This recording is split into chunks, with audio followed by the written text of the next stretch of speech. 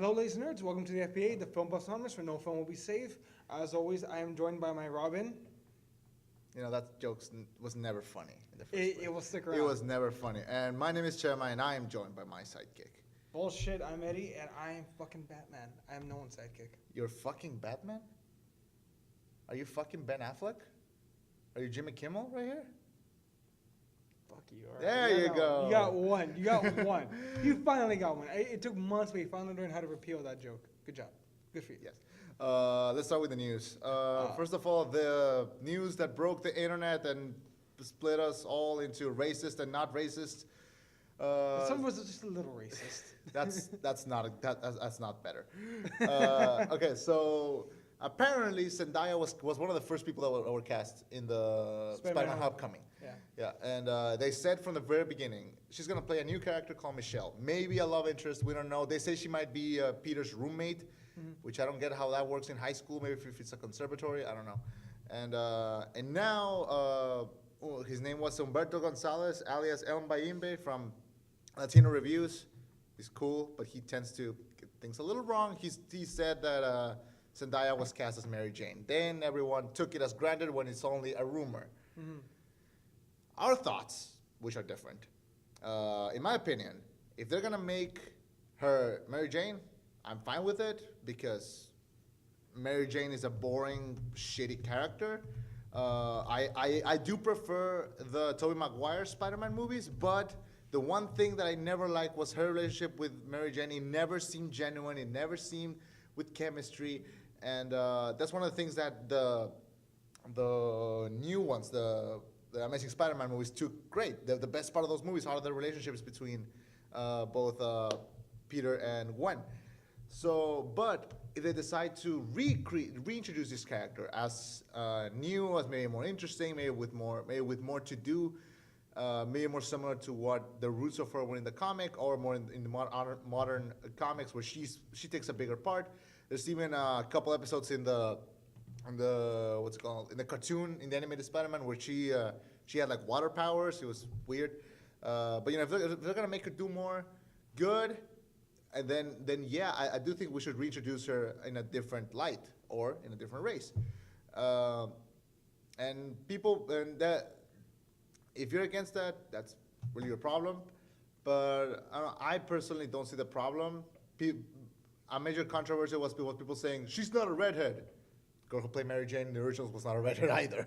If only there was some kind of magical thing in a can that would change the color of your hair. God. When will we have that amazing technology? When? No idea. Anyway, if Zendaya is Mary Jane, I really don't care. If she blows it out of the water and she's great, then good. That will be a point in her favor. But I don't know. If you're against her because of her acting skills, because she started as a Disney Channel star, hey, Shia LaBeouf started that way too. But to be fair, Shia LaBeouf earned his rank as he came up. I just looked at her filmography. She has nothing to say, like, look at me, I'm a good actor. She has nothing. I'm just saying. This could be her holes. You know, this could be her, her stepping stone. Spider-Man is not supposed to be where you make your bones. You earn your bones getting to Spider-Man. Did you know? To be fair, I know you're going to use Tom Holland as an example. To be fair, he was personally vetted by the real-life Tony Stark, Robert Downey Jr. himself. Yeah. To be fair, yeah. He is the exception. He was personally vetted by RDJ. Did you know about Tobey Maguire before Spider-Man? Or Kirsten Dunst, maybe she was an interview with the vampire when she was a child. James Franco started with those movies, and now he's a big movie star. Okay? To be only one of those three is true acting role. Not even acting royalty. I would argue he's a good actor. Anyway. Yeah. No. Okay, set the scene. Okay, here's the thing. Zendaya. I have no problem with Peter Parker having a black love interest. By all means, I really don't give a damn. His first main love interest in the films was Mary Jane, white redhead. Second round was Gwen Stacy, white blonde. You want to give me an African American? By all means, make that his love interest. By all means, I don't care. My problem is that traditional comic book lore states that Mary Jane Watson is a white redhead. That's just the way it is. What I don't like is marketing off the name of something that you know is not completely true, which is not completely comprehensive. bear with me on this. If Black Panther was cast as a white guy, there would be controversy, right? I assume, because that's not the way that the comic book character was presented. Yeah, but also just quick tidbit. Consider this: Black Panther and Mary Jane don't carry the same weight. Like little girls don't say, "I wish I could be Mary Jane when I grow up." Mm-hmm. No girl has said that. And if there are, I am so sorry. You need better role models. Well, they can always come over to DC and cheer for Wonder Woman, but besides that, you mean like Captain Marvel? You mean like Squirrel Girl? They're barely getting on that train. And they're barely getting into Wonder Woman. Hey, who's getting the first major action superhero film female lead? Wonder Woman? Supergirl? Catwoman? Oh, wait a second. You're right. Touche. Who's getting the first good one? But granted, they were both DC. Let's get who's getting the first good one. We don't know. We don't know. Oh, Batman and Superman was going to be amazing. Oh, Suicide Squad was going to be amazing. They both were, but we're getting off topic for a moment. Look, anyway. Most of you balls, yeah. Fuck you. Yeah. Anyway, all right. So here's my problem with the whole Zendaya controversy. If you're going to give me a new love interest for Peter Parker, by all means. But give me an original character. I've said it before, and I'll state it again. I wouldn't cast a black Peter Parker. I would happily cast Miles Morales, an African American or Hispanic or both, Miles Morales. I'll cast that happily every day of the week, twice on Sundays. Give me an original character. If you want, cast Zendaya as Michelle Owens or whatever. Give her full name. And make her where she'll be Silk. Bam, now you have a sidekick for Spider-Man, or she can branch off into her own film series. Yeah. Now you have another marketable female superhero after Black Widow, which I don't know why you waited this long. You should have beat DC to the punch, I'll admit that. Or Captain Marvel. Now you have another female to back. And she happens to be African-American. She's going to fit your demographic. She's going to fit out what you need. I don't like the fact that they're doing this, to me at least, to fill out a minor political agenda with filling out all the minorities. DC Comics very recently released New Superman, which is a Superman who happens to be Asian. It's not an Asian Clark Kent, but an Asian Superman, a retelling of the mythos, but an Asian guy. I back that up, by all means. There's also, on Marvel side, Bruce Banner lost his powers to be Hulk, and now there's an Asian kid, I can't remember his name, who now plays Hulk. It's not an Asian Bruce Banner, it's a new kid who's a genius, who sucked up the powers, who sucked up the gamma radiation from Banner, and now he is the Hulk. He's a teenage Asian kid somewhere in white America who's the new Hulk. I back that up. Give me original characters. Don't try marketing off of old characters based off their names because you feel like no one is going to go watch them. And yeah, I like the idea of Anna Kendrick as Squirrel Girl. We can discuss that later, yeah. Yeah. All right, so I just forgot to add it here. I mean, that's just me. I mean, Disney, Marvel, you've shown more balls by making Ant-Man and Guardians of the Galaxy. Show a little bit of testicular fortitude and give us an original character. Or don't, but at least don't be fucking hypocrites about it. And I respect your points. Thank you. Do you respect mine? Yes. Let's move on. I don't care. I really do not give a shit. Now that's asking a lot more.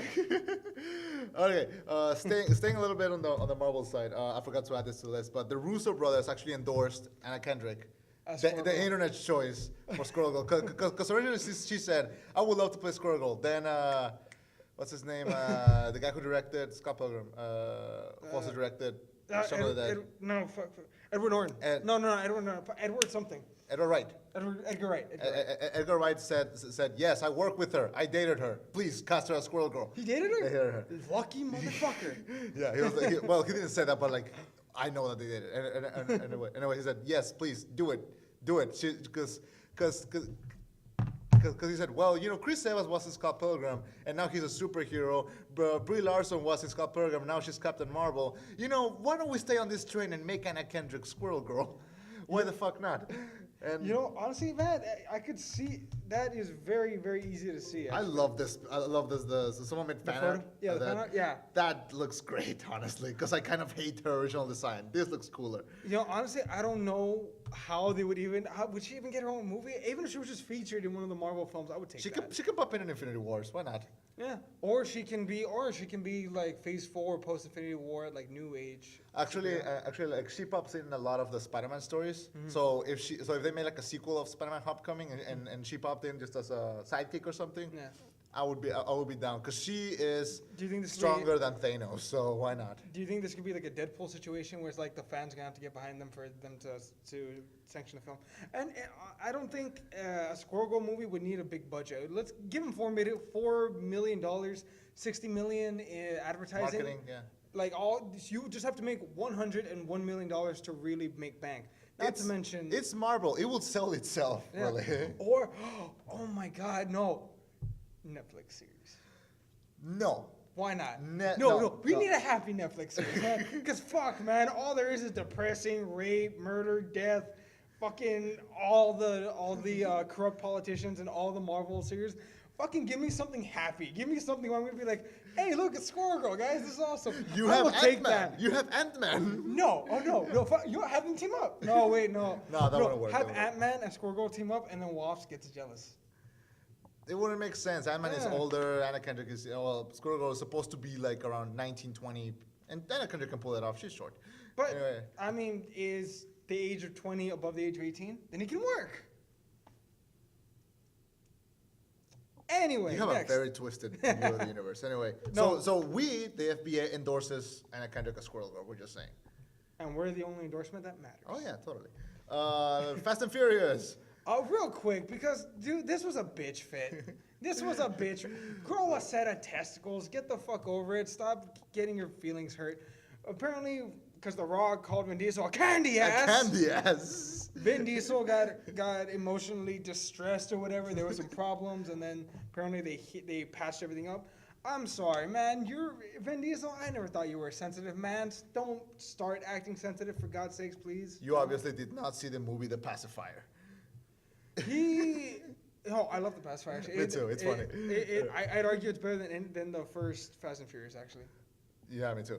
Okay. So the thing that I enjoy about this is that part of me was like, is this for show or is this real? Because you gotta remember, The Rock comes from the wrestling world where everything is, with all the respect, it's fucking fake. It's scripted. Don't say fake, because I had two guys yesterday, on Sunday, got injured. One tore his rotator cuff out of his socket and popped his shoulder back in to finish the match. Movie magic, bro. That shit ain't fake. No, now he has to have surgery. He had to surrender the fucking title. God damn it. And Sasha Banks fucked up her back. Anyway, wrestling is scripted. Fuck off. Anyway, also a big part of controversy here is that The Rock is like social media master. Yeah. Like he breaks stories before the actual people like us break them. So he's taking away our jobs. Anyway. Well, let's face it, man. I mean, we're barely covering this, and this shit's already over. We're talking from beginning to end because people were breaking their asses, be like, oh, developing. No, we got the full shit story here. Anyway, before The Rock had that Vin Diesel was that he posted videos of him dancing to Katy Perry. It was ridiculous on his Facebook. Wait, seriously? Yeah. Vin Diesel was dancing to Katy Perry? Yeah. And The Rock posted it? No, Vin Diesel posted it. Vin Diesel posted videos of The Rock dancing to Katy Perry? Dancing to Katy Perry, just like him by himself. He posted them by himself. Like that was just like a thing that he did. Wait, who posted the videos of who dancing? Vin Diesel posted videos of himself dancing to Katy Perry on his Facebook page. Oh, okay. And what's wrong with that? No, that's not a problem. It's just that he does that because he loves his fans and he's like, oh, social media thing. Yeah. The Rock came in and he did it better. And now apparently Vin Diesel got angry at him and like that became a fight, and then the Rock called him a candy ass, and then apparently he left him out of his thank you speech, and then there was an episode of Ballers where someone came up to The Rock and was like, hey, Vin Diesel, and he's like, I'm not Vin Diesel, I'm better looking than him. It was ridiculous. It just happened to sync up perfectly with the fight. Yes, it was dumb. And now apparently it ended, and then another fight started because Vin Diesel posted on Facebook that the Guardians of the Galaxy are gonna be in Infinity Wars, and then The Rock was like, what the fuck? I don't have news for me. I'm gonna start filming Jumanji now. And that was his response because God forsake Vin Diesel has the limelight for 1 second. Oh God, that was long. Anyway. The point is that we don't care, and this movie better be good. Just be bros. What's wrong with that? Just be bros. To hang out, chill, have a beer. Don't bitch. You have things in common. You're both bald and ridiculously. Rock, you're used to hanging out with other guys who have to share that limelight with you, who drink a lot of beer and whoop a lot of ass. Fucking Stone Cold. Come on. If you can be friends with Stone Cold, and you can be friends with a racist dipshit like Hulk Hogan, you can be friends with Vin Diesel. That cocksucker Hulk Hogan. Next. Wholeheartedly wholeheartedly agree. Next, I think you can take this one. Oh God, this one frustrated me. Okay, so when talking about the review last week for Suicide Squad, we skipped over the Jared Leto deleted scenes because we want to save it for the actual show. Yeah. Now we can properly cover it. Jared Leto says that there was actually enough Joker footage cut that he can make his own, that they can make a Joker solo film. A lot of apparently, from what I understand from the director, David Ayers said that there were apparently like 8 different versions. No, there were officially 7 different versions of Suicide Squad filmed, like done, like edited. And they picked the one that they felt would be the most commercially successful, but they happened to cut a lot of Joker scenes. While I'm not exactly pissed off about it, I do wish they had included, at minimum, the scenes from the damn trailers, like the part where Harley Quinn says, "Hey, who wants a drink?" The certain parts with the Joker, torturing the guard, saying, "Let me show you my toys." Yeah. That kind of stuff. I'm expecting the extended edition to whoop a lot of ass, although I do understand you did make a point about how if DC is going to keep over filming and then cutting and then letting go on the director's cut version of the film, you're out. I think that this was, again, a knee-jerk response to Batman v Superman, which it was a knee-jerk. Because the thing is, unlike Marvel and Disney, Warner Brothers, when they make a movie, it's an investment. Yeah. They can't print money left and right. Like Disney, look at all the media they have to fall back on. They have the amusement parks. They have video game sales, DVD sales. The fucking Disney Channel is just one big commercial. Disney can fall back whatever they need. So, Warner Brothers have to piggyback. Can I just make a little small counterpoint? And Star Wars. Small counterpoint. Oh, yeah. Oh, you mean Harry Potter and their big amusement park? It's not as big. As much as I love Harry Potter to death, and you know this. I would murder for Harry Potter. I know you but do. The Harry Potter Harry Potter week coming soon. The Harry Potter theme park does not compare to 10, 20 different Disney theme parks around the goddamn planet. Yeah. I'm sorry, it's not a competition. I love Harry, but Jesus, man, it's 7 books now, 8 books cannot compete with a fucking a century's worth of legacy. Yeah. Give it time. Yeah. Here's the thing. When it comes to the extended edition of Batman v Superman, I could get behind that because it's Zack Snyder. He always does an extended edition of everything that he does. Even the stupid Owl movie has an extended edition. So that I could get. But if they haven't even announced an ultimate edition of Suicide Squad. They haven't. So, I hope they do. So if this is the only version of Suicide Squad that we see, whatever, good. But if DC is gonna keep this trend going, and yes, I can get Batman v Superman, and then if they release a Suicide Squad, I get it because there's been a lot of controversy. But if they do that for Wonder Woman, Cyborg, Flash, take my gloves off, gone. I can't keep going like this. It gets to a point where I'm like, okay, surprise me, just keep me entertained. And Suicide Squad did that; it kept me entertained. And my Joker was my least favorite part of the movie. And I didn't. The cool thing about the Joker is that you need no origin story, you need no introduction. He just shows up and he's an asshole, and that's it. Yeah. That's his shtick. So I would agree of putting him in some scenes of the movie, but using him, in a small manner. So I didn't mind that there was small a little bit of him, because we just assume he exists. We don't need to see his origin story, even in the original 1989 Batman. So I don't care that there's cut scenes, because I don't want to see more of this Joker. There's even rumors that Jared Leto had fights with Warner Brothers and that he might be out. They might need to recast him. Fuck. Maybe. Dude, honestly, Warner Brothers, look, Jared Leto's a great actor. Totally. I like the Joker. I like this version. If you have to suck Jared Leto's dick with all the money, do so. Because to me, he was a worthwhile investment. I think Jared Leto did his job as the Joker, and he did a fantastic job. If you need to tell Jared Leto, look, our bad, we will literally give you an entire Joker film. Please come back. Do it. I think he is a worthwhile investment. If they have to recast him, how awesome would it be if they got Jake Gyllenhaal? Jake Gyllenhaal? Yeah, that would be my pick. The thing is, I think the Jared Leto Joker mixed so well with Harley Quinn, with Margot Robbie's Harley Quinn. I didn't think they worked. In my opinion, yeah. I think they worked so well. Because the thing is, the Joker that they went with was the Clown Prince of Crime, who can you cast to be the clown prince of crime? That same version of the Joker. Yeah. Or are they going to go a completely different one, go with a different version? Yeah. Jake Gyllenhaal, I can take that. I can even take Adrian Brody Mm-hmm. if they want to. Yeah, I think those are the only two. Let me think for a second. What other male actors do you think could actually pull off Joker? I would honestly just like break someone's neck to get Willem Dafoe to play the Joker.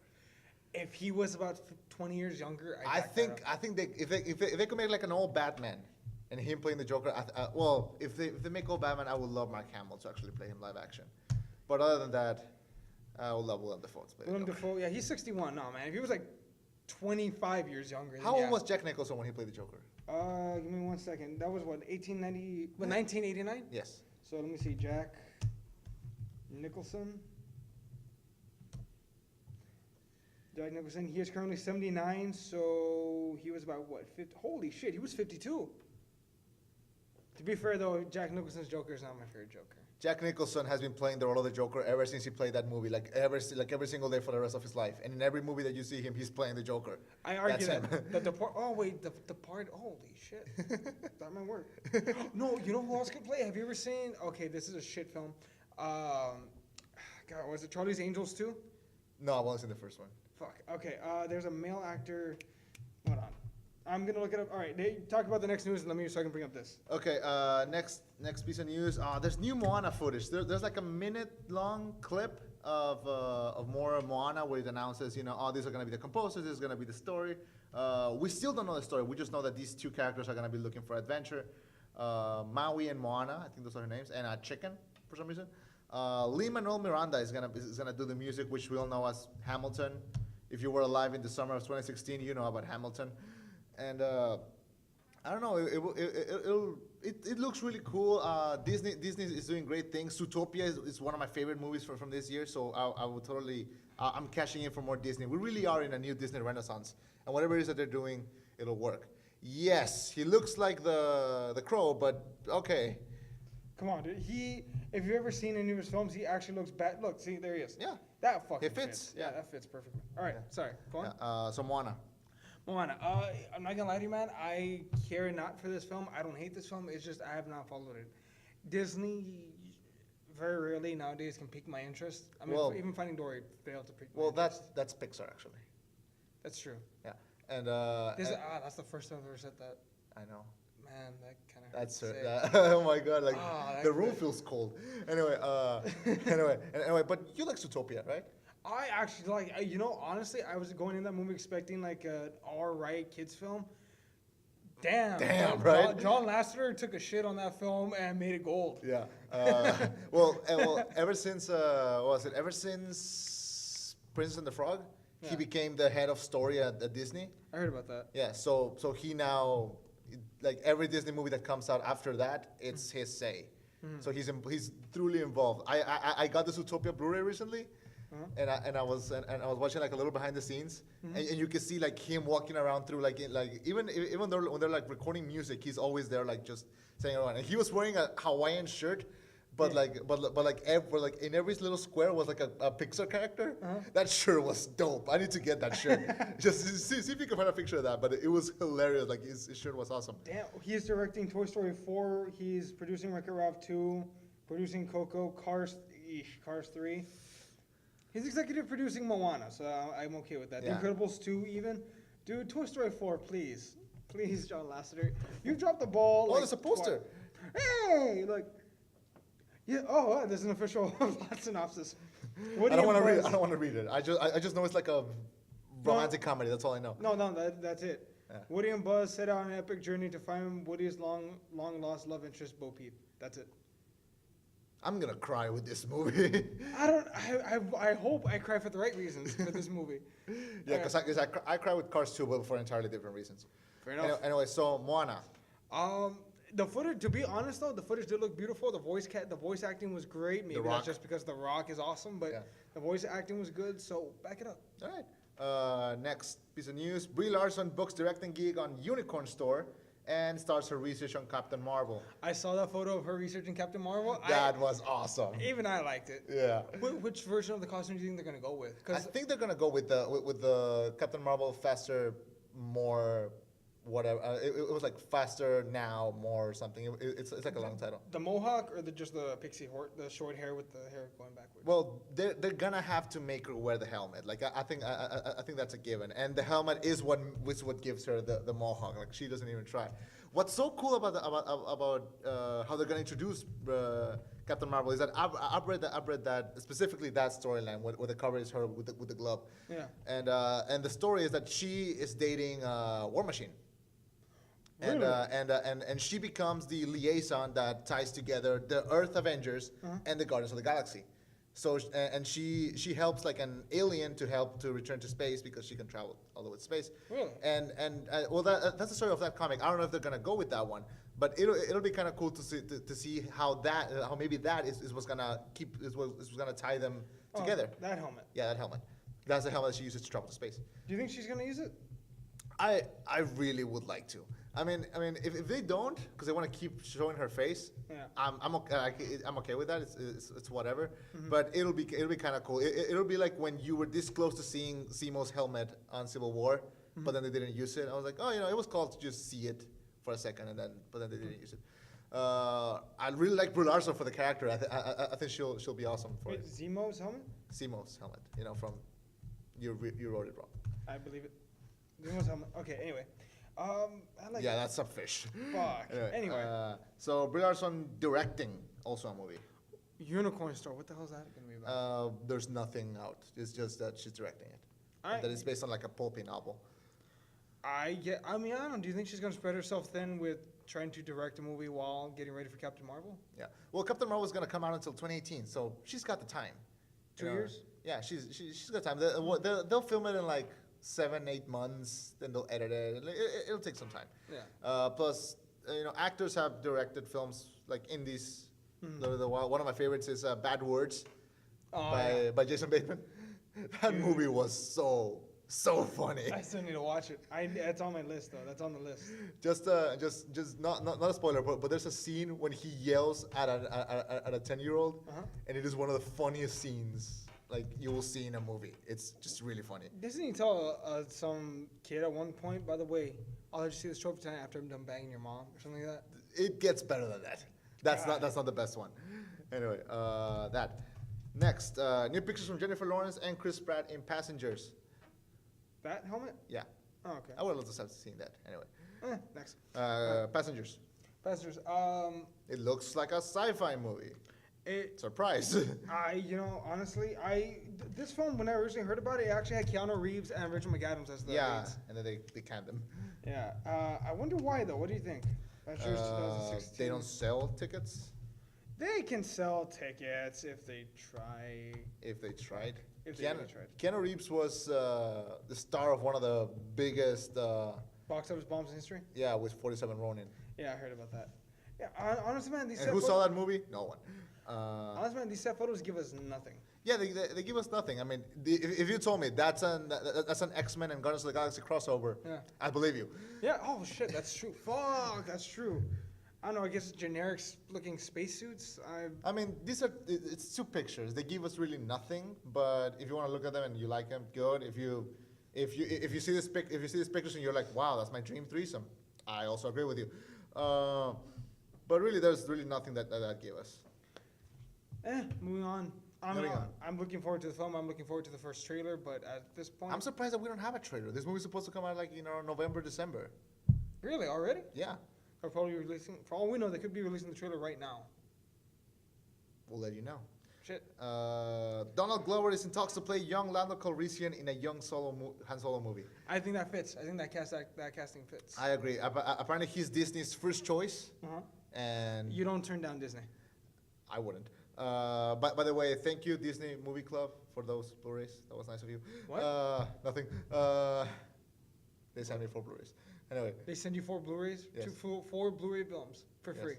For $1. For $1? Yes. What movies? Winter Soldier? What was the other one? Winter Soldier, Spirited Away, Big Hero 6, and what was the other one? It was another Marvel one. Iron Man 2. No, I have one. I have that one. You have garbage? I'm missing one. Anyway. So I sent you 4 films for $1? Yes. Including shipping? Yes. Fuck you. You can do that too. Like physical copies? Yes. DisneyMovieRewards.com. Disney Movie Rewards? Yes. Oh, so I have to buy films in order to get. Okay, never mind. Fuck No. that. Well, I got it from the Zootopia Blu-ray. Anyway. Fair enough. So Donald Glover in talks to play young Lando Calrissian. Yes. I see it. I see He it. was, I like him in Interstellar. The thing about Donald Glover that really works is that he's a comedian first and a dramatic actor second, and that's hard. If you can do what's it called? If you can do both, you're set for life, pretty much. This is gonna be a racist question, but I'm gonna ask it. Is he the son of Donald Glover? Yeah. I don't know.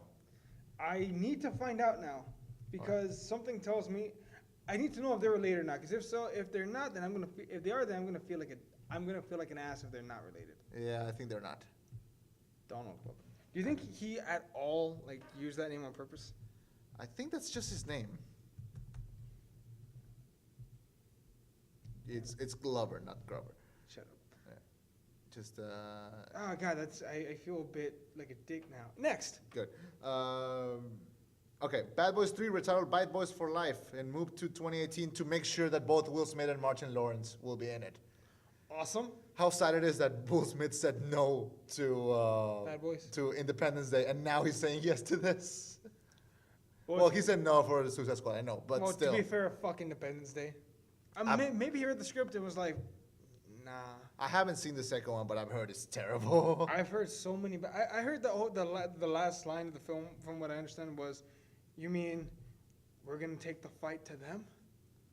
That's it. That's the last line of the movie. Boring. Exactly. I think they missed their chance here. This title would have been better if it was the 4th movie. But I don't think they're gonna make a 4th. Bad Boys 4 Life. YOLO. Nah, I wouldn't want to see that. And honestly, I'm wondering how Martin Lawrence is because no one has seen him in a very long time. Last time I saw him, he did that Big Mama's House 3. Yeah. Which I think I was one of the 8 people that saw that movie.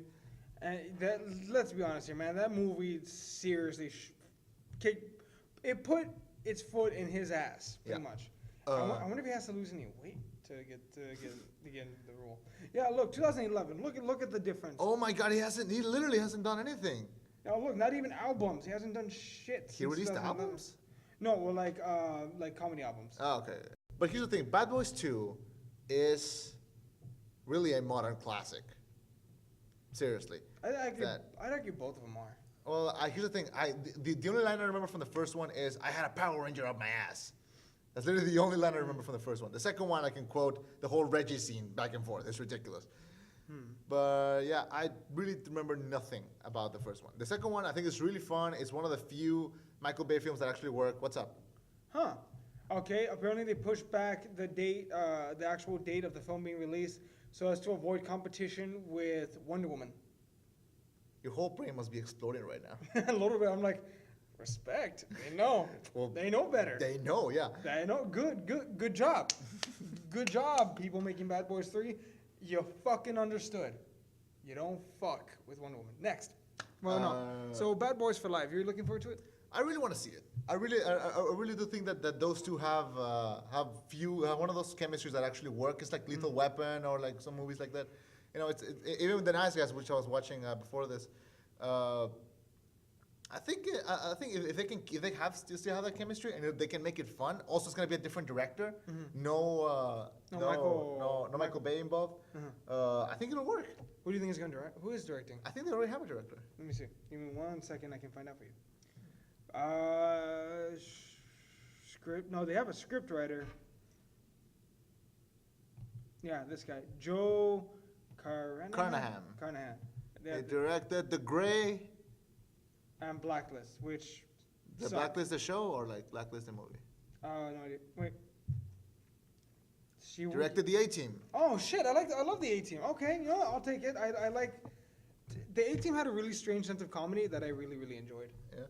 It's I love the scene when they crash the car into the mental hospital. I love the scene where they're flying the tank. Yeah, it's a fun movie. Okay, Rocko's Modern Life returning to Nickelodeon for a TV movie. I don't know if now is the time for that because of how politically correct everything is. But if Rocko was a weird show. If they can get away with that show now, by all means, I'm not gonna bitch. I like that they're bringing back all these shows. They're bringing back Arnold. They're bringing back. But are they gonna be any good? They have yet to be released. Yeah. And if. Yeah, but the announcements feel comfortable, I guess. Comforting, I guess. Yeah, but unless they're handled by true fans who love the series and know the way that they would actually recreate the series. Yeah.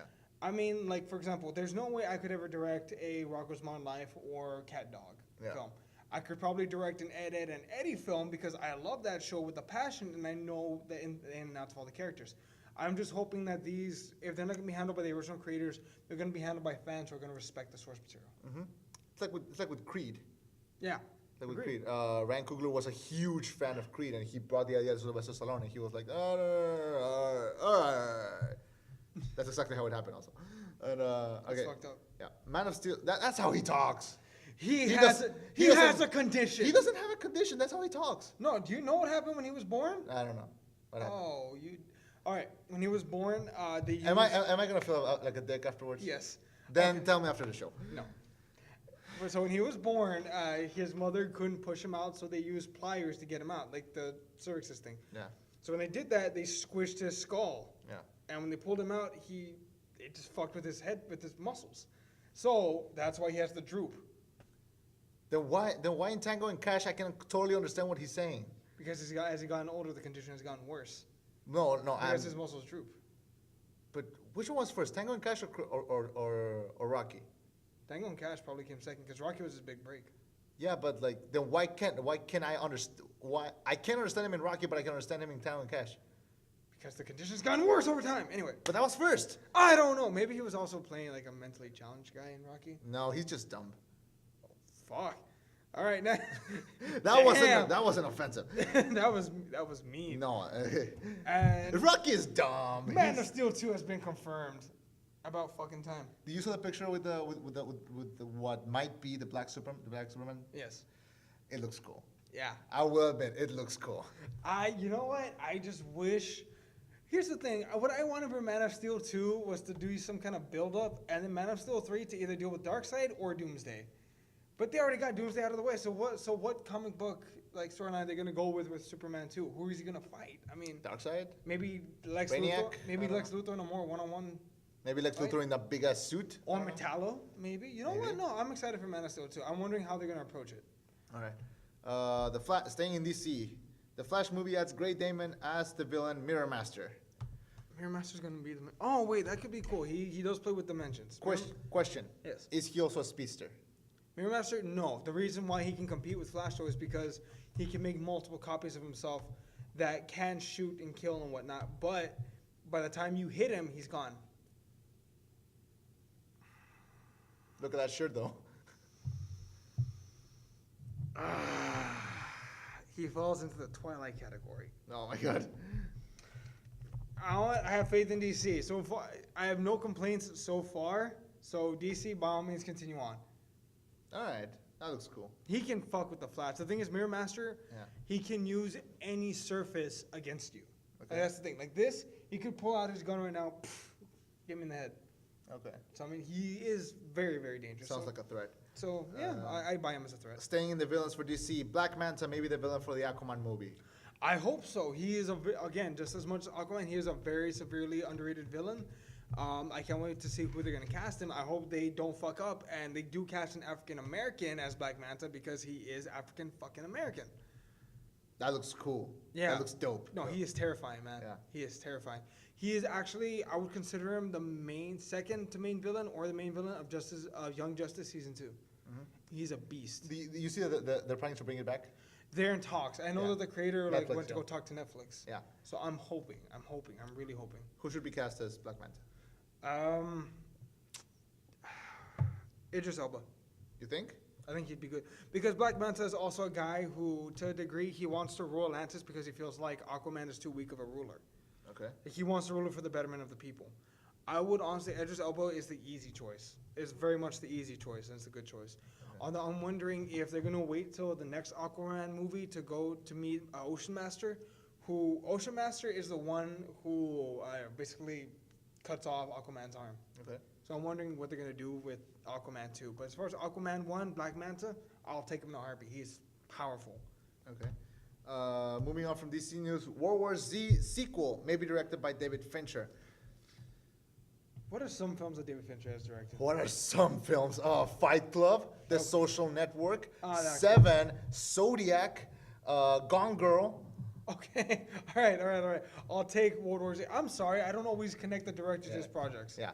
I can see why. Also, he also did The Cursed Case of Benjamin Button. Oh, hey, he directed The Girl with the Dragon Tattoo. Also, Fuck yeah. Also, he created House of Cards. Really? Oh, shit. Dude, I want to see him direct World War Z too. Bring back Brad Pitt, please. Oh, yeah, totally. I mean, Brad Pitt is World War Z.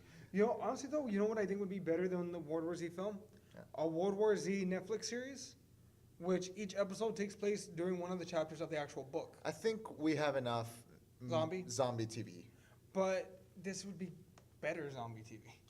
Because let's face it, what besides The Walking Dead, name one good zombie TV show. I know they had one on Sci-Fi that sucked. I know they had one on... they even had one on Nickelodeon with the zombie teenager, which sucked. Here's the thing. Warm Bodies sucked. Here's the thing. David Fincher has never done a franchise. Mm-hmm. Never. He's always done... Alien 3. What? He did Alien 3. That's how he started. You can never blame someone on how they start. And that movie sucks. And The Girl with the Dragon Tattoo is supposed to be the start of a franchise. Supposed to be, but it never kicked off. So yeah. And yeah, he's good friends with Brad Pitt because we know because he's worked with him in Seven and in Benjamin Button and Fight Club. So Brad Pitt probably went up to him and said, "Do you want to direct it?" And Fincher was probably like, not saying no. Or honestly, something. I don't know. Well, to be fair, Brad Pitt, I know Brad Pitt and the original director of the first World War Z, they fought like hell. Yeah, I mean, that was a fucking fight every day. You might say it was a Fight Club. Boo, you suck! Keep going. What about Edward Norton in World War Z 2? You mean put him in there? Yeah, both. Like I would not be able to focus. I'll just be thinking, don't listen to him, that's you. No, seriously. Stop listening to yourself. Just like, seriously, can you imagine Edward Norton and Brad Pitt? Like, I would love at least one scene of them hitting each other and Edward Norton just being like, "Why are you punching yourself? Why are you punching yourself?" Just one. I want to see one of Edward Norton punch Brad Pitt in the fucking ear. Just once. Just one. Motherfucker. We're having too good of a time right now. God, I missed doing the show. Yeah, me too. Okay, so here's the thing. Do we need a World War C sequel? Yes. It was originally supposed to be planned as a trilogy. Part 1 was finding a way to fight back. Part 2 is meant to find a cure. Part 3 is regaining stability, but also fighting rebels. Okay. So I do endorse that. Have you read the books? The actual I've read the Max Brooks books, yeah. Yeah, okay. So you know there are a lot of stories to be told in World War Z. Yeah. They tried their best to incorporate some of them in there. Like, for example, how, what was it, Sudan? No, what was it? It was Iraq. God, where's the place that had the giant wall? It's been a long time. Anyway, like they did their best to incorporate their initial book in the actual film, which I think they did as good of a job as they could have done.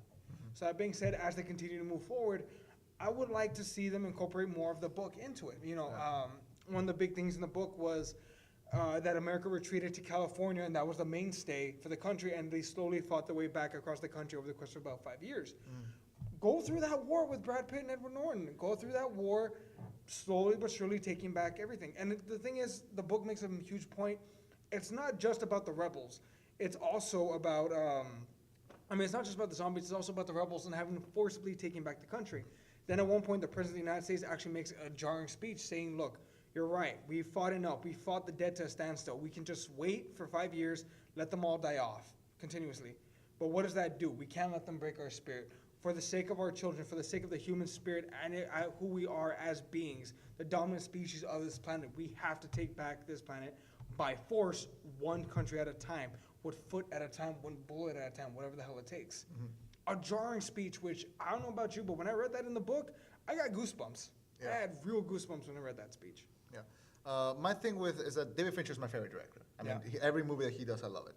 Aliens 3 is okay, but other than that, you know, he's done pretty original movies, and his movies have a specific look to them. They all That's true. They all have like a specific color scheme. Yeah. They all have like an introvert main character. You know they always show some. So his movies have like a continuous theme. Have trademarks. Yeah. Yeah. Yeah. So him doing a franchise. Fincherism, sure. So him doing him doing World War C2, it would be him surrendering a lot of his mannerisms, and really, when you can get someone else to do that, why get him? I mean, I love David Fincher. I want to see him do a zombie movie, but maybe not this one. Well, I'm thinking about it though. I think to me, if he does, I will love it though. But like, if he doesn't, like, whatever. Also, this though, I think of any zombie film that's ever been created in the history of time. That's including George Romero and Zack Snyder's Dawn of the Dead. I think Zack Snyder's.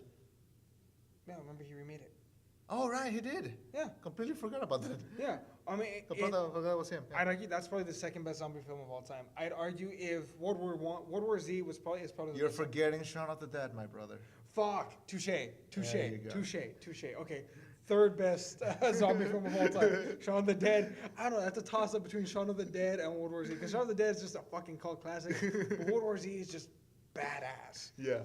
Anyway, World War Z was better than we expected. We expected it to suck. I never expected it to suck, but I did not expect it to be as good. The thing is, I don't know if you know the story with the third act. Yeah, they completely trashed it. They completely trashed it. And they refilmed it. Yeah. Yeah, which dude, I love that scene with the fucking. I remember thinking, right before I saw that one part, I was like, how the fuck did they afford to film this entire third act? And then I see the Pepsi can. I'm just like. You go, Brad Pitt. You go. That's one of the best product placements in a movie. I was really quick. I watched like half of The Nice Guys before. It's like the third time I mentioned it, but it's so good. Half of them. There's a scene in The Nice Guys at the beginning where Ryan Gosling has a daughter. Yeah. I don't know her name, but she's also gonna be in Spider-Man: Homecoming, and she's a badass actress. She's gonna be awesome. I don't know her name. So someday we're gonna be talking about her. But okay, so she has this scene where she has like a bag full of yoo-hoos, and Russell Crowe like walked into like Ryan Gosling's house and just punched the headlights out of him, broke his hand, and just left him on the floor, like yelling like a bitch. And yelling like Russell Crowe normally yells. Yeah, no. Ryan Gosling. Ryan Gosling, yeah. Oh, okay. And as Russell Crowe was walking out, like the daughter was like, "Are you a friend of my dad's?" And he's like, "Yeah, we're business associates." and she's just like, "Do you want a yoo-hoo?" And he's like, "A yoo-hoo? I haven't had a yoo-hoo in 30 years. He takes one, drinks it, and leaves. And then the next scene is him walking into a club with like 4 6-packs of yoo-hoos. And he's just like, yeah, what's up? And he's like walking in. It's fucking, that paid the whole movie. That's it. They were pissed because that movie was a bomb. They got their money worth just out of yoo-hoos. I'm getting a yoo-hoo after this. I'm craving it. Yeah, now I gotta see that movie just for the fucking yoo-hoos. Just for the fucking yoo-hoos. Because he's walking into a club, like a grown-up club, with 4 6-packs of yoo-hoos, and he's just like, "What's up?" And like it's hilarious. You see fat Russell Crowe like just holding that. Just how do you not laugh? That movie's great. Can't wait to finish it. I love you, Superman's dad. I love you. So Jonah Hill says Men in Black 23 might not happen. I'm okay with it. I'm not okay with it. I want it to. It sounds so stupid. Yeah. I want it. Two problems with it. Yes. And they're big ones. Go. First. No one's more than Tommy Lee Jones. I'm okay with that. Okay. First, it's PG-13. Okay. If they would have made it, because Men in Black is technically a PG-13 franchise, and 2, no Phil Lord and Chris Miller. They would just produce it, because they're working on the Han Solo movie. So they can return to do writing or producing. Writing, producing, but they can direct it, and also like they would return for 24 Jump Street. But here's the thing: why this project was bulletproof. Because if it worked, great. And if it didn't work, they could make fun of it in 24 Jump Street. If they even make 24 Jump Street. They would totally make 24 Jump Street. Oh, I mean, that's if Channing Tatum would even agree. Because remember, Channing Tatum even said, like, I don't think a joke can be funny the third time. Yeah, weird, because he make all those dance-off movies. No, he was only in one, Step Up. I don't care for them. I thought he was in all of them. Anyway, the point I want to make is that the Jump Street movies are some of the comedy movies that the sequel works, and it might be better than the original. Really rare. Last night I saw Neighbors 2, and oh my god, it's fucking hilarious. Expect a review of that. And So yeah, if the project goes through, good. If not, I don't care. I'll take 23 Jump Street. I want to say MIB 23, just because. I mean, it'll be fun. It sounds so ridiculous. It can be funny. Yeah. You think Ice Cube will come back? Oh, totally. He'd have to. Totally. The fuck do you guys think I do all day long? You think I'm just here? No, I also back up Men in Black. Some of that, I don't know. Yeah. Whatever. Only if his office also looks like an Ice Cube. That's true. Oh shit, that's right. That was hilarious. Oh my god, look at his new office. It looks like an Ice Cube. Those movies. Oh, you fucked the captain's daughter. You fucked the captain's daughter. Oh, like you bragged about it to his face. To his face, man. That whole when I saw that scene, like the only thing I could think was, you made those dance movies and you made like those shitty romantic comedies where you could have done this like from the very beginning. You're so good at this. You gotta make your bones somewhere, man. I guess. But to be fair, he wasn't the piece of shit Jupiter Ascending, so he's not bulletproof either. Yeah, but who saw that? I watched the first like minute of it, and then I just immediately lost interest and started watching Young Justice again. I am so sorry for you. I felt, dude, it was not a good experience. Okay. Let's move on. Ocean's 8 cast revealed to include Sandra Bullock, Kate Blanchett. I'm already sold. Helen Bonnet. Dude, I want to see it already. Madam Carter. Rihanna, which I'm like, Anne Hathaway, I'm in love. Mindy Kaling, I'm good. And who's the hell's Aquafina? She's like a Chinese rapper. She has the name of water. That's her. Oh, she was in. She was also in Neighbors too. She's younger. Wasn't she cast in Spider-Man just now? No, I don't think that was her. Aquafina. That is the name of a water brand, right? For what? Aquafina. That is the name of a water brand. Yeah, but she writes it with a K and with a W. Because she's hip, right? Because she's hip. I guess. So this is gonna be the not reboot, not remake, but a sequel actually. Sandra Bullock is gonna play Danny Ocean's sister. Do you think they have Danny Ocean just for a sec, just be like, it says, what the hell you been up to lately? Probably. Well, and then bam, movie starts. Probably. There was like, also this is not a complete cast. There's one female missing. Some people are hoping for Oprah. I'm hoping for Oprah too. I don't want Oprah in the I'm movie. kidding. And I don't know. Someone else would be kind of cool. Maybe Charlize Theron could pop in there. Maybe. Let me see. All of these actresses are older, with the exception of Aquafina, right? And Mindy Kaling is on the younger side. She's like 30 something. She's getting up there in years. Yeah, and Anne Hathaway is like what, 29, 30? I should know this. Yeah, you should know this. Fan club. That's why I'm not part of the fan club. They charge too much. I'm digging myself such a deep hole for later on. Yeah. God damn it! Oh, by the way, did you know I learned this actually in my English class, in my British literature class? Shakespeare's wife's name, guess what it was? Anne Hathaway. I didn't know that. I was just like. Have you seen Anne Hathaway's husband? No. He looks like Shakespeare. Do you think maybe it's just them like reincarnated? Maybe. Fuck, it might be. Hey, let me see. Anne Hathaway is 33. Oh, damn. Not a day over the age of 21. She does look good for the age. Anyway, I was saying. I'm kidding. Okay, there's one female missing. I think they might end up getting someone like Elizabeth. What was her name? Elizabeth Olsen? Yeah, no. What's her name? Elizabeth Banks. Banks. You know, honestly, who I would think would be funny? Amy Schumer? No. God, give me 1 second. The age of 7. Haley Stanfield? Is that her? That's her name. Yes. Haley Stanfield, yeah. I think she would be perfect. She was great in Pitch Perfect too. Because I can't help but feel like she fits so perfectly with them. Like she's with all these legends and beasts and monsters in the movie world, just to be like, oh fuck, guys, she's Matt Damon. She's Matt Damon. She's Matt Damon. She's fucking Matt Damon. Matt Damon. Anyway, so some people were saying like, okay, why did you get only 8 when you could have gotten like 13 or 12 or 11? And honestly, like I prefer to see it as, okay, you need less women get the job done. So why not? Well, no, I think the way I can look at it very simply is that in the original, in all 3, there was not equal screen time. Oh yeah, at all, by any means. I mean, a lot of them were just in it for maybe 5 minutes, but they were considered part of Ocean's 13 or whatever. Yeah. So maybe here you can get more juice out of all of them. Yeah, definitely. I don't see Mindy being in there very long, and Hathaway will get some decent screen time. She has several projects going on, so she's like, eh. Yeah. Helen Bonham Carter, she's a supporting cast member easily. This will heavily revolve around Sandra Bullock, Kate Blanchett, Rihanna will not get very much screen time. Thank fucking God for that. Yeah.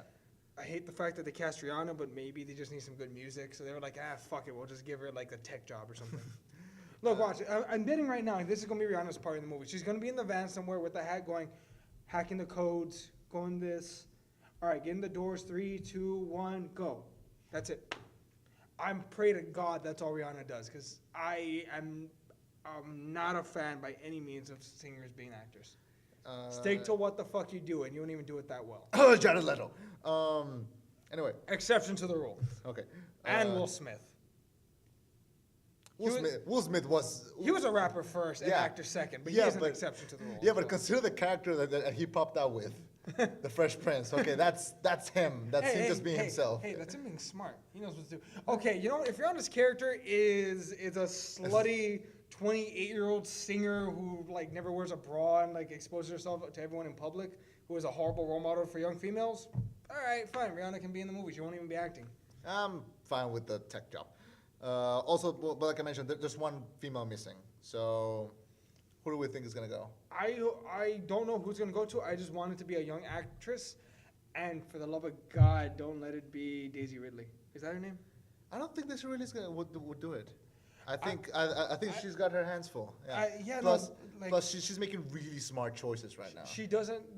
The reason why I don't want it to be Daisy Ridley is because she doesn't need it. Like I feel like this can be very much used to push forward a young actress. I think that's gonna be Aquafina, really. Aquafina? Yeah. I hope maybe they'll get another young one then. I want them to use. Actually, Haley Steinfeld is a good idea. I'm into it. Because she plays awkward pretty well. She does not play the ugly girl well at all. Well, she's not hard to look at. She's like what, 17, 18? I don't know, but look, like in this movie, The Edge of 17, she plays 19, a girl who like can't date a guy. It's like bullshit. I know that the fucking football team would be bending over for you in a heartbeat. Don't give me that shit. But anyway, I feel like she would be pushed very farther up as a young actress. Yeah. If she would join this, or you know who else could work? The other young actress from Gotham, the one that plays Catwoman. No idea who she is, but I've seen her in the costume. Like I know.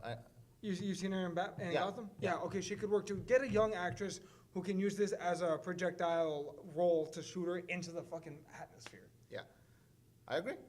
All right. But this movie looks like it's gonna be good.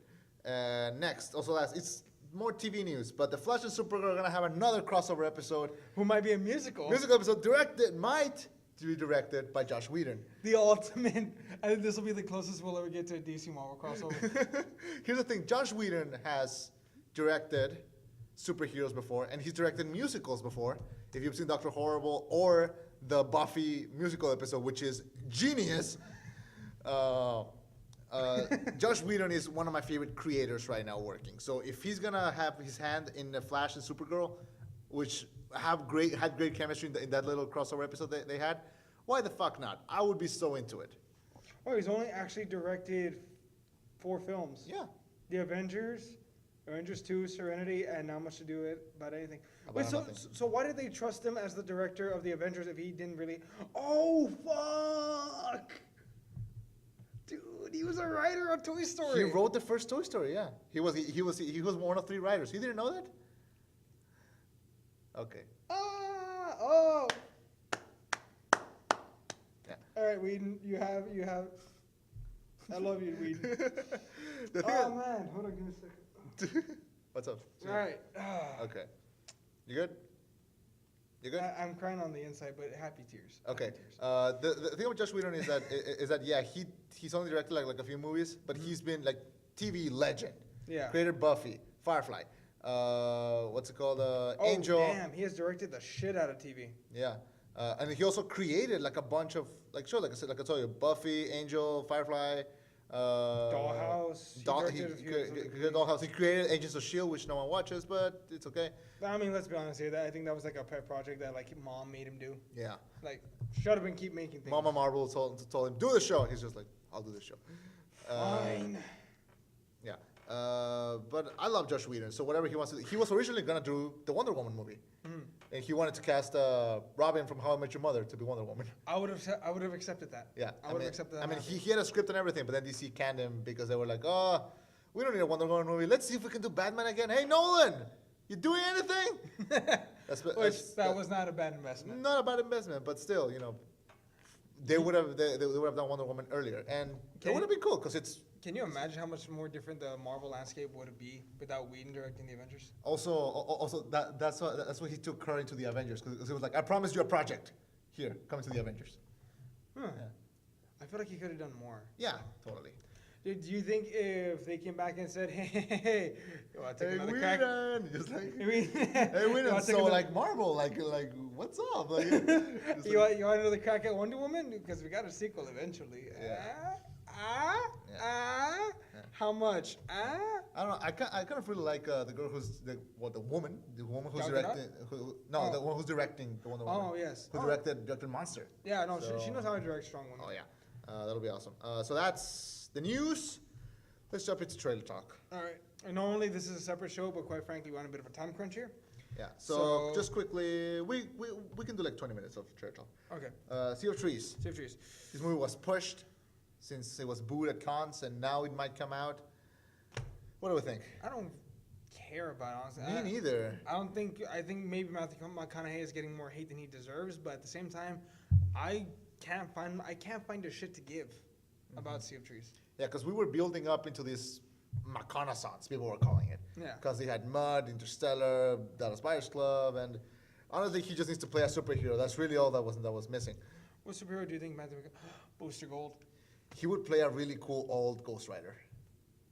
Ghost Rider, I can see. I say Booster Gold. Booster Gold, I want Nathan Fillion to play Booster Gold. What about a Blue Beetle? Blue Beetle, I want John Leguizamo to play Blue Beetle. John, really? Why? Because he could totally do the part. John Leguizamo. I don't see it. You know him, right? Yeah, no. Here's my thing. What I would do is I would cast an old white guy as... Because here's the thing. No, could play Blue Beetle, the guy from Mr. Robot. Yeah, no. Damn it, you cut me off. Oh, okay, bitch. Yeah. Okay, no, what I was thinking is, the first one can be a Booster Gold, Blue Beetle team-up. Yeah. With Nathan Fillion, he's the one from... Castle. Yes, okay, him. And... who's the other guy? Blue Beetle will be played by... Not him. Another guy? Alan Tudyk? No, he's the one from... Fucking... Not Castle. Another show. I don't know. Anyway, okay, I can't remember. Anyway, he'd be played by X guy, whatever. And in the movie, Blue Beetle would have to sacrifice himself to save the planet. Yeah. Whatever. So he dies, and now Booster Gold has the scarab, and he's in charge of securing it. The guy from Mr. Robot finds it, and it gets attached to him, Jaime Reyes. Okay. And now it's up to Booster Gold, Nathan Fillion, to train him how to use the Blue Beetle scarab to save the planet. To train him to be a superhero. Jaime Reyes Latino, right? Huh? Jaime Reyes Latino, right? Yeah, the original Blue Beetle was an old white guy. Hence, him dying in the first film, him actually sacrificing. Plus, it sends the message, hey, look, people die in our films. Yeah. Also, and then no to the Mr. Robot guy, because he's Egyptian, not Latino. Tomato, potato. Sure, if it's not white, it's Latino or black. Yeah. If it's not white, it's black, Asian, or Latino. It's the same thing. Fine. Jaime, something Egyptian last name. Which that explains a lot. Dude, that guy has circles around his eyes for days. Go on. Yeah, he's gonna get that Emmy. Yeah. Dude, he fucking deserves it, man. I finished the first season. Me too. Oh my god, it's so awesome, fucking right? good, Dude, right? That twist, man. Oh my god, it was never like there. Fucking deal with it. The show's been out for a year. Oh, it was so good, right? Dude, I was shocked. No, that scene when he kissed Darlene and she was like, "What the fuck are you doing?" I was like, "Oh my god, they're brothers and sisters." You thought that? Yes, immediately I was like, "Yes," because I've seen Star Wars, so I know this. I was like, "Oh my god, yes, I knew it, called it." Anyway, oh my god, no. Guys who could play Blue Beetle. Cause it's bugging me now, man. I can't remember his fucking name. Okay. And I remember Castle was playing. What's his face? Booster Gold. Yes, but Blue Beetle, Jimmy Olsen. God damn it, where is he? Fuck it, later. I'll do it later. Dunkirk. Teaser for the new Nolan movie. They didn't really give us much, so I have nothing to really go off of. If you see the trailer, just look at the trailer and then look like around on the middle right, you would see the best extra you would see in your life. That guy does not give three shits about whatever's going on. He gave not a single shit that day. He was like, all right, we're supposed to be looking at something. Okay. And that was it. He gave not a single shit. Not a single shit that day. So Dunkirk. Nolan seems like it's gonna be good. It's Nolan. It's Nolan. I have no reserves about it because I know it's gonna be good. I know it's not gonna suck. Yeah, but I'm not big on war films. Mm-hmm. Like they very rarely work for me. Really? So, why? I don't know. It's just like unless they're set in the outside space, I kind of don't care about war movies. Fair enough. Yeah. Like except for Saving Private Ryan. I love them. I love that one. Saving Private Ryan. Oh, have you seen Fury yet? Oh yes. So, I did love Fury. There you go. Boom. Yeah. Split. Split. Shyamalan might be on the rise. I say this with a grain of salt. This film looks not bad. Yeah. I saw The Visit. Oh, you finally saw it? I saw it. I think like half a year ago, and the ending was shit your pants scary. Right. Get it? Yeah. Okay. Yeah. Okay. That ending fucked me up. Yeah. Quite a bit. So yeah, that seemed like a return to form for Shyamalan. I remember now. He was the guy fucking. He screwed Anne Hathaway in The Devil Wears Prada. Oh, the guy from The Mentalist. Yes. That one. Yes, thank you. Oh my God, this was driving me crazy. The guy from The Mentalist can play the Blue Beetle and die. He's not that old though. He's like in his 40s, I think. Yeah, but he'll die in the movie, sacrificing himself. Thank you. I'm so sorry, ladies and gentlemen. It just that was eating away at the back of my skull for a while. Yeah. Fuck. I don't remember his name, but I remember he was in The Mentalist. That was it. Okay.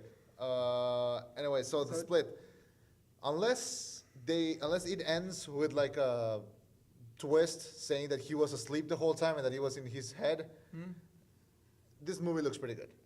Unless that happens, it'll be good. Then what do you think? Maybe I'm sure M. Night Shyamalan can add another twist to his film and not have it be a twist. That's exactly what I was gonna say. If the twist of the movie that there's no twist, I'm happy. Seriously. If we walk out of the film being like there was no twist.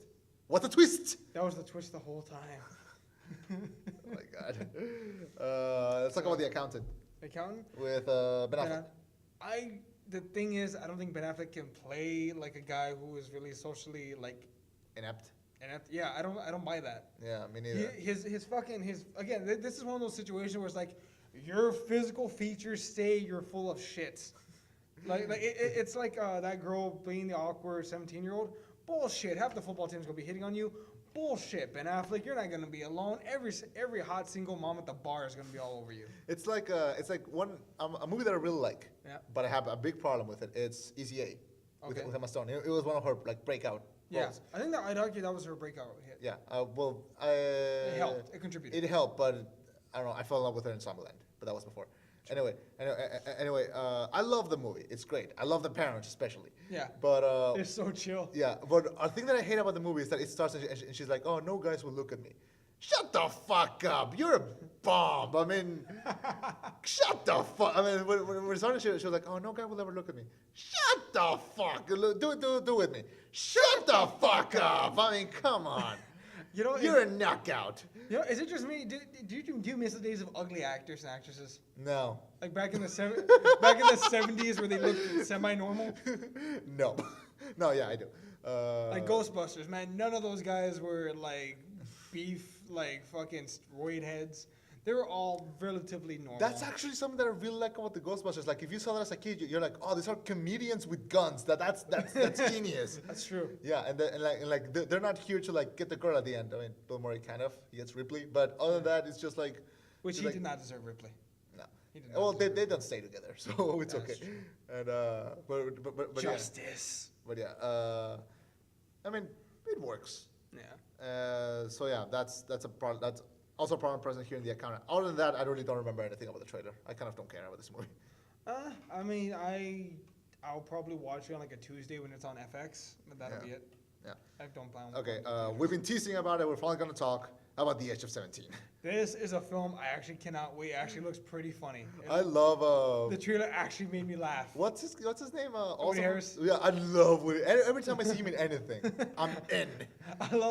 Watch this trailer. I love the part where he reads his own suicide note. He's like, I only have 32 minutes of solace each school day, and every goddamn time some stupid teenager has to come and ruin it with her bullshit.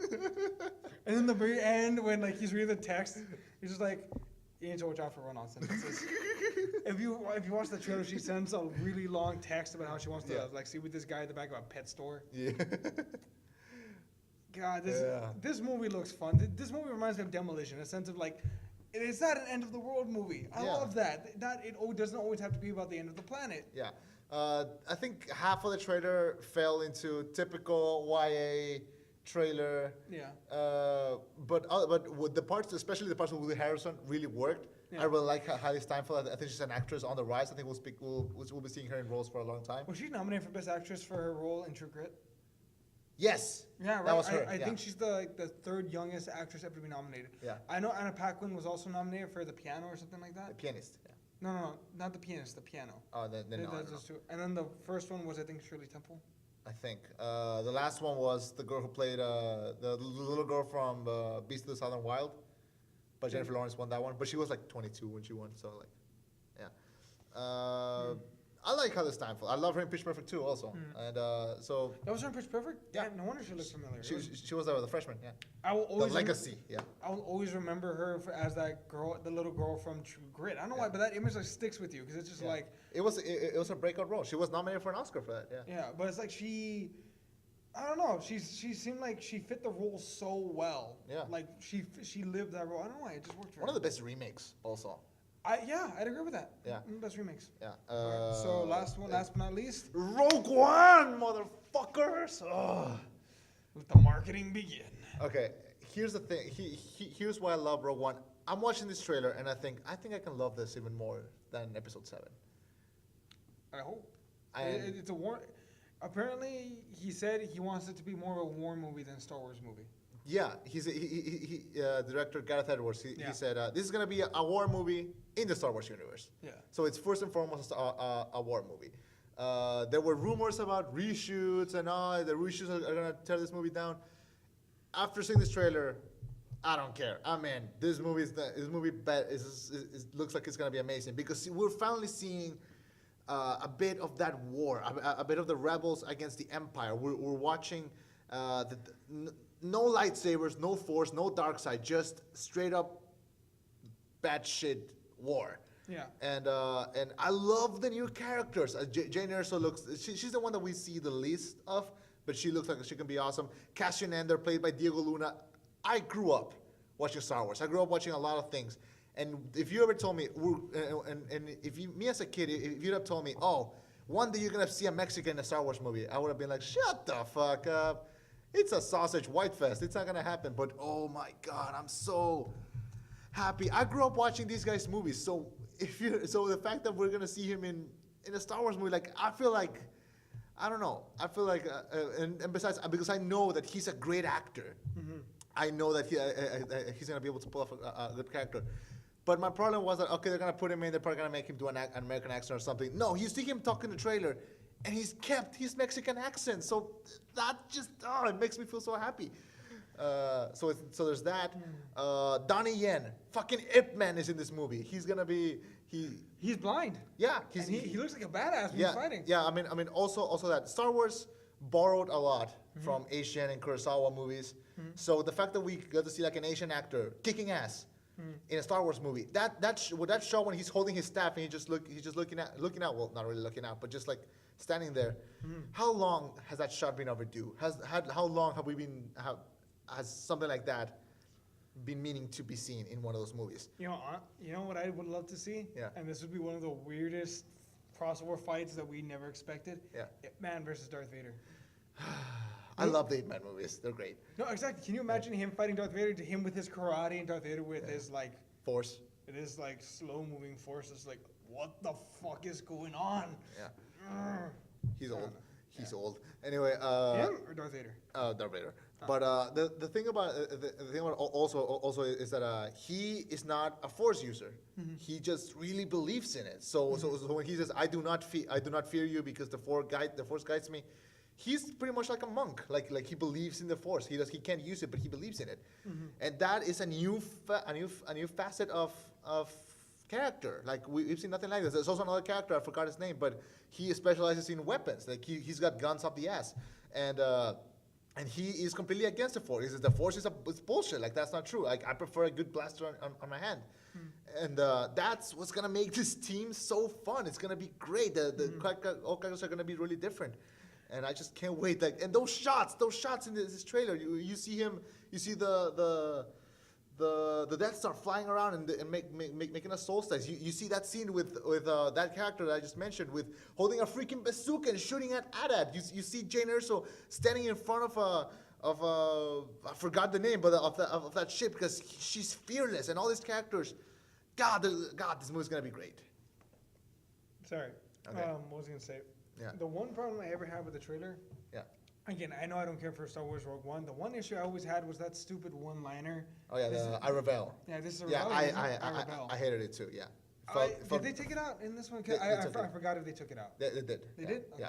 Okay, The only lines they have her say is her saying like, "Would you help me?" And Diego Luna is like, "Yeah, we're with you." And then at the end she says, "I need you guys with me. Like, will you stand with me?" And they just say like, all the way. They're just all of them standing up. Mm-hmm. And we get that scene at the end, that short clip of Darth Vader breathing, confirming to the plebs that Darth Vader is actually in this movie. Because I had a friend who came up to me who saw the last trailer and said, "Hey, they recast Rey?" Nice. I was like, no. And this is why there was always been a problem with Star Wars being a sausage fest. But it's changing. Good. All right, so your thoughts on the trailer for, I don't know, I give you like 30 seconds. I don't care. Again, I'm sorry, but I just don't care for Star Wars. So yeah. If the movie's good, yay. If the movie sucks, I don't care. I mean, no offense. I'm sorry to end the show on a bit of a low note, but it's just, I understand Star Wars is religion to some people, yourself included. To me, it's just happens to be a film series that I don't like, much like Star Trek, to be fair. Yeah. But Rogue One, I mean. But are you like open to be surprised by it? I was open to episode 7, and I was pleasantly surprised I didn't suck all the way. So I'm open to Rogue One not sucking. Good. That's the mantra. Also, I did love that new droid. Do you see it or not? No. They have a new droid which is like bigger. He's all dark, and he works for like I believe it's the Empire, and he's voiced by Alan Tudyk again. And he also did motion capture, and like the only thing that he keeps saying, he just says like, "The captain says you're his friend. I will not kill you," and just like leaves. like that. That's awesome, because we've seen droids, we've seen an R2D2, we've seen a C-3PO, we've seen a BB-8. Let's see a darker one. Why the fuck not? Yeah. Yeah. And I believe his name is K2SO. Yeah. And that's Rogue One. Nice. That is the show. We're gonna do a couple reviews now. Well, we gotta turn the camera. At 4? Yeah. Oh shit. Okay. Yeah, so we gotta start. Okay, so we'll do reviews next week, I guess. Probably maybe tomorrow. I don't know. Yeah. So my name is Chema. I'm Eddie. And we're the Film was Anonymous. Where no film will be safe. Talk to you soon. Bye bye.